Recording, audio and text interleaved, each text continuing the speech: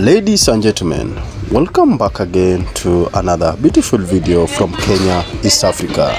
In today's video, I want to take you into another big project in Kenya 2026. That is the construction of DHOGOYE Bridge in Usenge town, Siaya County, Kenya, East Africa.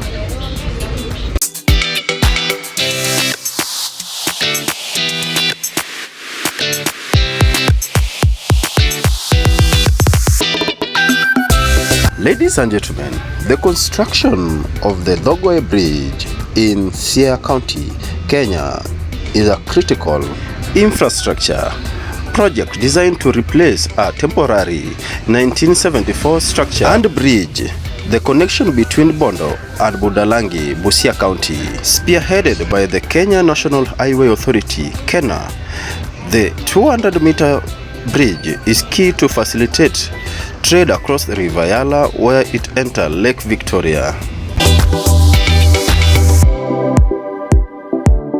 Ladies and gentlemen, these are key details to be noted down concerning the construction of DHOGOYE Bridge in Usenge, Siaya County. Number 1. The bridge is expected to boost fishing, agriculture, and cross-border trade, strengthening economic ties between Siaya and Busia County. Number 2.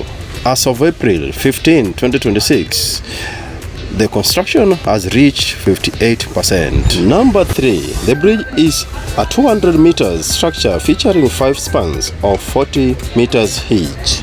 Number 4. The design consists of a composite steel girder structure supported by 1,200 meters diameter reinforced concrete pond piles. Number 5. The project includes the construction of approximately 3.6 to 4.3 kilometers of new approach roads upgraded to Bootman standard to link with the B10 corridor. Number 6. The project officially commenced in July 2021. Experience a stall was revived and saw renewed activity in 2024. Number 7. The region was heavily affected by flooding and rising water level from Lake Victoria, which frequently cut off transport. Number 8.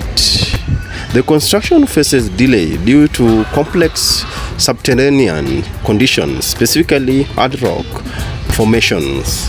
Finally, the project is part of the Kisian-Bondo-Usenge Road service to create a permanent safe passage over the flood-prone area.